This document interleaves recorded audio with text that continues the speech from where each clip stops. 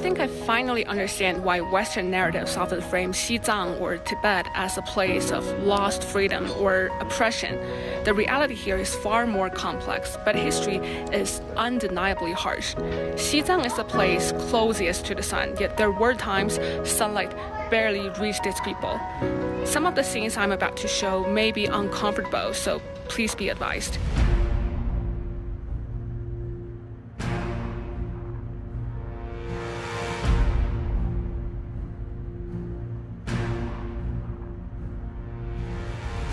I've come to Xizang 7 times. Lhasa always felt modern, even comparable to Beijing or Shanghai. But today I went somewhere different, somewhere that shows a side of history rarely captured in travel photos.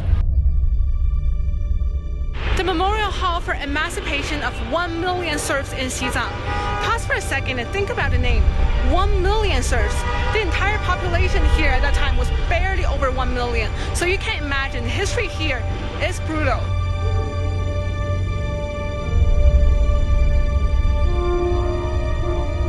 Before the 1950s, old Xizang was dominated by a feudal system where religion and politics were tightly intertwined. Over 95% of the population were serfs or slaves. Look at this pyramid of classes. At the very top, priceless, the 3 great lords, nobles, government officials, and senior monks. They owned and controlled almost everything. And second layer were 30 taels, the chaba.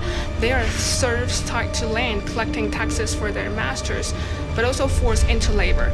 And third layer, valued at 20 taels, the duiqiong, they're lower serfs. Often laborers were craftsmen, always dependent on their masters. And the bottom layer, worth only a blade of grass, the langsheng, the majority. They were born into slavery as property, passed down like livestock. Look at the taxes: road tax, corpse carrying tax, butter tax, hair tax, singing tax. Sound almost like jokes. Crushing. No peasant in old Xizang ever paid off all debts in their lifetime. And it gets darker. Ritual items made from human remains, drums made from human skin, and trumpets made from leg bones. And this, an original document ordering supplies for a ceremony celebrating the Dalai Lama's birthday. 1 set of intestines, 2 skulls, various blood, a full sheet of human skin. Immediate delivery required. I honestly have no words. And here, a child being nailed into a wooden box, buried alive under the foundation of a building. The mother rushing to stop it. It's heartbreaking.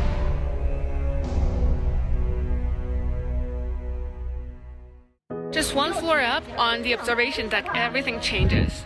There's the Potala Palace, majestic as ever, and around it, modern streets, schools, hospitals, and bustling neighborhoods. In only 6-7 decades, life here has changed beyond recognition. And since the founding of the Xizang Autonomous Region, every citizen over 18 gained the right to vote and stand for election. I read down there, by 1965, more than 2,200 representatives in local government were former serfs themselves.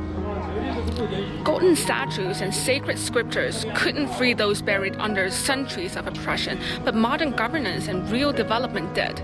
I remember my first visit back in 2017 when I explored small towns and villages around Lhasa.